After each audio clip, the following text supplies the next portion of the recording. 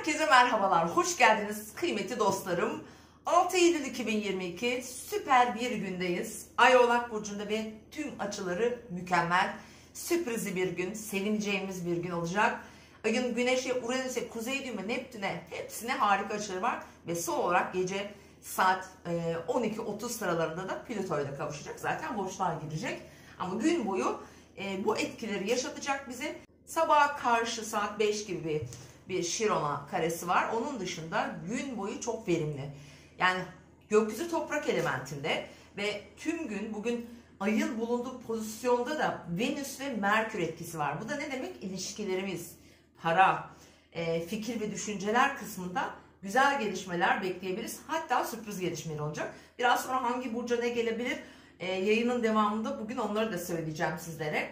Sevgili dostlarım, bugün hemen altısına girdik. Gece saat 02 Ay Güneş'e 120 yapıyor. Başak Burcu'ndaki Güneş'le Oğlak Burcu'ndaki Ay. Bu nedir? Bizim önemli işlerimizi toparlamak, artık sonlandırmaya doğru gitmek. Kafamızda bazı şeylerin artık oturması gibi düşünebilirsiniz. Gerçekten güzel bir açı. Gece saatlerine denk geldiğine bakmayın. Bizim bunu düşünüp hayal etmemiz bile, düşünmemiz bile hayata geçirmemiz için yeterli olacak. Diğer güzel açımız sabah saat 05.06 sıralarında arkadaşlar, hatta 07'ye kadar sürüyor. Ayın kuzey düğme, Boğa burcundaki kuzey düğme bir açısı var ve aynı zamanda bugün saat 11.23-12.23 arasında ayın Uranüs'e de bir etkisi var ve bu iki gezegen de Boğa burcunda, yani hem kuzey düğüm hem de Uranüs. Bu yeniliktir. Yeni bir şeye karar verip başlamaktır. Cesaret edemediğiniz bir konuda daha önce düşündünüz ama yapmadınız veya işte başka koşullar oluşur diye beklediğiniz bazı konulardan girişim yapabilirsiniz. Yenilik açısıdır ve aynı zamanda da şanstır. Çok önemli şanslar gelebilir. Bazı fırsatlarla karşılaşabiliriz. Bunu fark etmek, apaçık fark etmeyebilirsiniz. Biraz daha detaylıca mesela bazı şeyleri inceleyin, düşünün. Çünkü Venüs ve Başak Burcu'nda bunların çoğu ilişki ve paraya dayalı olacaktır. Tabii ki bir de sağlık olacak. Değerli dostlarım, bazılarımız çalışma hayatıyla ilgili bazı güzel haberler alacak, sürprizler gelecek ve en çok da aşk, eski ilişkiler, çocuklarımız, çocuk haberleri ve bugün para kazananlar da çok olabilir kıymetli dostlarım. Evet, toprak grubunda böyle güzel bir gün olduğunda bizim için kalıcı konular olacaktır. En küçüğünden en büyüğüne kadar örnek göstereceğim. Hayatımızı düzenlemek, temizlemek, detaylandırmak. Dediğim gibi yeni ayda oluşan konuları takip edip onları hala böyle bir araya toplayamadıysanız, bir şeyler böyle parça parçaysa hala gündeminizde, aklınızda veya işte onları artık bir şeye bağlamak için fırsatlar gelebilir. Oturup evet tamam artık bu yolda ilerleyeceğim diyebileceğimiz bir enerji aktif olacak. Bugün güzel saatlerimi söyleyeceğim şimdi. Şanslı da saatler bu arada bunlar. 8.39, 09, 43. Bu saatte özellikle ilişkimizle ilgili, sevdiğimiz birisi, yaptığımız iş, sağlıkla ilgili bir gelişme veya oradan beklediğimiz bir haber. Bu saati kullanabilirsiniz. Hiç ummadığınız tepkiler alabilirsiniz. Çok karamsar olduğunuz bir konuda mesela görüşme yapmak, talepte bulunmak için yine bu saati kullanırsanız başarılı sonuçlar, hatta sürpriz sonuçlar alabilirsiniz. Diğer saat 16, 07, 17, 11. Bu saate denk gelen enerji de mesela statü olarak bir şey bekliyorsak diyelim ki bir ticari konumuz, bir hukuki sonuç bekliyorsunuz mesela. Bir mahkeme sonucu olabilir bu. Bir dava açmışsınızdır. Maddi konularda da olabilir. Bu saati kullanmak, özellikle iletişime geçmek çok faydalı olabilir. Mesela bir şeyi düzeltmek, toparlamak, sağdan solundan dağılmış bir ilişkiyi tekrar böyle masaya yatırmak, onu ameliyat etmek, estetik yapmak için çok güzel bir saattir. Karar vermek için en azından. Bir diğer saatimde 23.03-23.59 gece saatlerine denk geliyor. Ve bu saatlerde ayın Neptün'e de bir güzel 60 derecelik bir açısı var. Bu da bizim için aslında ideallerimiz, düşüncelerimiz, hayallerimiz, gelecek planlarımız için daha huzurlu, daha iyimser baktırabilir bizi. Bu verdiğim 3 saat içinde arkadaşlar yeni bir konuya başlamak için, karar vermek için, girişimde bulunmak için veya mevcut işlerimizi kararsızlık yaşadığımız konularda karar vermek için, ki özellikle kararsızlıklar çok olabilir bu dönemde. Çünkü hani Merkür Terazi burcunda çok gitgeller yaptırabilir. Bir de retroya doğru ilerlediği için. Dolayısıyla retro da gelmeden, tam olarak cumartesi günü retro başlıyor. Gündemimizi toplamak, sağlam yerine yerleştirmek, önümüzdeki bir ay kafamızın daha rahat edeceği, çok önemli konulara karar vermemiz gerekmeyen işler için mutlaka kullanılması gerekiyor. Çünkü Merkür Retro'da biraz bunlardan geri durmamız gerekecek. Özellikle girişimlerde bulunmak için, yeni bir işe kalkmak, girişimlerde bulunmak için zaten Merkür Retro'sunu kullanmamak. Tabii bu hepimiz için değil, bazılarımız için geçerli. Tekrar burada altını çiziyorum. Doğum haritalarımıza göre bu girişimler, yeni başlangıçlar değişim gösterebilir arkadaşlar. Ona yaramayan size yarayabilir, size yaramayan ona yarayabilir. Bunlar çok farklı haritaya göre değerlendirilir. Şimdi arkadaşlar gece saat 00:42'de Ay, yani 7'sine girdiğimizde gece yarısı Ay Plüto ile kavuşuyor. Güçlü bir enerji aktif olacak ve boşluğa girecek. Çok uzun değil, kısa bir süre. 7'sine girdikten sonra mesela saat 06:41'e kadar boşlukta bulunacak. Yine 7'sine geçtiğimizde sabah saati normal Kova burcunda ilerlemesini sürdürecek. Ama bizim şimdi 6'sının içinde yapmamız gereken önemli konular var değil mi? Bunları anladık. Ve bugün Mars 9 derece İkizler burcunda Aldebaran yıldızıyla tam kavuşumda. Zaten Aldebaran Mars karakterinde bir yıldız. Şu anda onun aktif olabilmesi için bir açı alması gerekiyor. Şu an bir açı almıyor ama özellikle askeri konularla ilgili, mesela başarı, üstünlük, takdir getirebilir veya herhangi bir konuda etik ve doğru çalışan, dürüstlükle ilgili konularla çok alakalıdır. Üstün başarı, rütbe mesela verebilir, kazanç sağlayabilir. Çok değerli bir yıldız aslına bakarsanız. Tam tersinde eğer etik çalışmıyorsa, kişi hayatın akışına uygun olmayan ya da etik olmayan diyelim davranışlar sergiliyorsa yaşamın içerisinde, tam tersi hayatını en dibe gönderecek kadar da sert ve ters etkiler yaratabilir. Yani bugün Mars'ın bulunduğu pozisyon aslına bakarsanız şunu söylemeye çalışıyorum. Çok güzel destekliyor. Çünkü Merkür de destekliyor burayı. Bugün için yapmamız gereken bu konuları bence gökyüzü ciddi şekilde destekleyecek arkadaşlar. Bu ayın en iyi günü de olabilir arkadaşlar.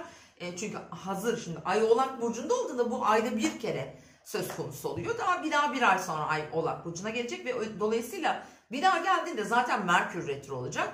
Dolayısıyla bugünü çok iyi kullanmak, farkında olmak çok önemli olacak. Şimdi geçiyorum. Burçlarımıza bakıyoruz hemen. Koç ve yükselen burcu Koç olanlar, bugün iş hayatınız, kariyeriniz, hayatınızdaki başarılarınız veya o çabalarınızın takdir edilmesi ya da karşılık bulması gibi konular gündeminizde olacaktır. Mevki, statü, tabii ki para olabilir. Özellikle bugün güzel de açılar olduğu için biliyorsunuz bu anlamda Uranüs'ün sürprizler size bu yönden gelebilir. Boğalar ve yükselen burcu Boğa olan arkadaşlar, sizin de bu 9. ev konularınız aktif, daha vizyon katıcı, seyahate götüren, uzak yerlere belki de hedeflerinize götürmek için fırsatlar getirecek ama ticari konular, turistik geziler, seyahatler, geziler, iş anlaşmaları gibi alanda çalışacağını söyleyebilirim. Eskiden tanıdığınız insanlarla da bir buluşmada verebilir, değerlendirin. İkizler ve yükselen burcu ikizler olanlar, bugün parasal konularda çözülme ulaşması beklenen durumlar varsa bunlara sonuç bulabilirsiniz. Yani kaynak bulabilirsiniz. Ödemeler veya alacaklarla ilgili konular, hani paylaşılan kaynaklardan bugün burası aktif olacak. Burada önemli resmi kurum ve kuruluşlarla olan işlerinizi ertelemeyin bugün. Yengeçler, şöyle güzel bir etki alıyorsunuz. İlişkinizle ilgili güzel gelişmeler olabilir. Beklenmedik sürprizler olabilir. Eşinden bir para, bir beklentisi olan veya partner ilişkilerinde mutlu edecek bazı gelişmeler. Ortaklık gibi konular. Bugün gerçekten burada sizi sevindirecek gelişmeler olabilir. Aslanlar ve yükselen burcu aslan olanlar, sağlıkla ilgili eğer bir beklentisi varsa sevgili aslanlar, bir konuya başlamak da olabilir ya da bir iş sonucu veya çalışılan ortamlarla ilgili bazı gelişmelerde sürpriz haberler alabilirsiniz. Bilhassa sağlık en önemlisi bizim için tabii. Burada önemli girişimler, tedavi başlangıçları, konularınızı ertelemeyin lütfen. Başlayın, gidin ve burada güzel sonuçlar getirebilir size. Kemikleriniz, kemik sağlığınız, ciltle ilgili problemleriniz varsa da mesela hemen bir doktora gidebileceğiniz ve güzel sonuçlar alabileceğiniz bir gün. Aynı zamanda iş hayatı ile ilgili de sürpriz gelişmeler olabilir çalışan aslanlar için. Başaklar ve yükselen burcu Başak olanlar hem bugünün hem bu haftanın şanslısınız zaten. Özellikle aşk hayatıyla ilgili konularda en güzel sürprizleri Başaklar yaşayabilirler. Bilhassa yükselen burcu Başak olan arkadaşlar aşk, çocuklar, eğitimle ilgili kültürel veya sanatsal konularda ve tabii ki finansal konularda belki sürprizler, yatırımlarınıza bir cevap, alıp satılan işlerde mesela bir kazanç, sürpriz bir kazançta olma olasılığı var. Sevgilinizden bir haber, eşinizden bir haber, çocuğunuzdan da sevindirici bir haber yine alma şansınız var. Teraziler ve yükselen burcu terazi olan arkadaşlar bugün evinizin, ailenizin veya yaşadığınız yerin koşullarını ilgilendiren konularda bazı gelişmeler olabilir. Sürpriz bir haber, ani bir misafir, evde ani bir değişiklik, birden gelen bir parayla mesela bir güzellik yapmak, bir eşyanı değiştirmek veya mevcut koşullarını iyileştirecek güzel haberler almak da bunların içerisinde evle ilgili konularda daha çok çalışacaktır. Akrepler ve yükselen burcu akrep olan arkadaşlar sizin için bir girişim, iletişim boyutunda çok güçlü. Özellikle bazı konuları duyurmak, bildirmek, açılımda bulunmak veya mesela bir şeyleri dillendirmek çok önemli olabilir.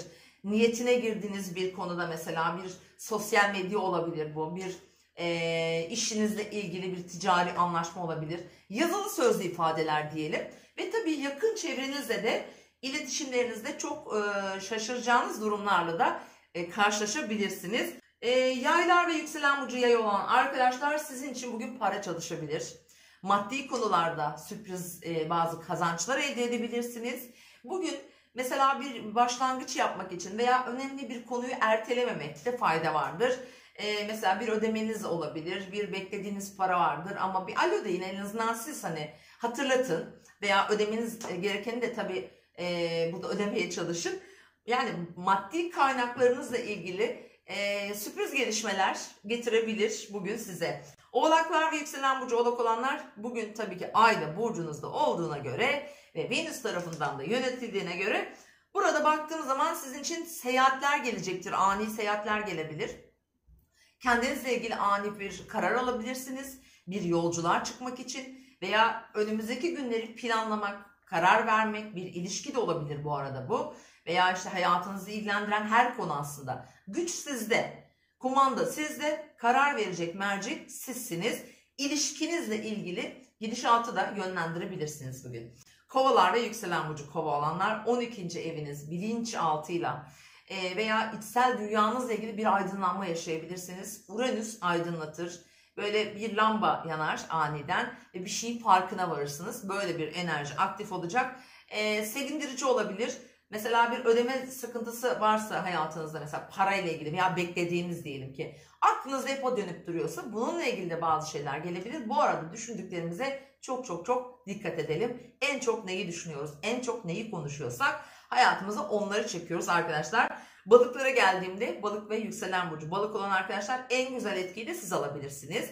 Çok sevdiğiniz birileriyle buluşmak, sosyal çevrenizin hareketliliği mesela, orada yeni gelişmeler, böyle mutlu, keyifli, özellikle sosyal hayatınıza can katan, can suyu katan aslında diyelim, güzel bir günler hatta olacağını söyleyebilirim. Çünkü balık burcundaki dolunaya da günler kaldı. Burcunuzda bir hafta sonu dolunay yaşanacak. Bu hepimiz için güzel, maneviyatı çok yüksek bir enerji olacak. Kıymetli dostlarım, umarım işinize yarar verdiğim bilgiler bugün için önemli. Şöyle söyleyebileceğim, ihmal etmeyin arkadaşlar, ötelemeyin. Bu ay oğlak disiplin gerektirir, kararlılık gerektirir ve hayatımızda önemli kararları vermek veya adım atmak için çok güzel bir gün. Değerlendirin. Güzel bir hafta diliyorum arkadaşlar. İzlediğiniz için teşekkür ediyorum.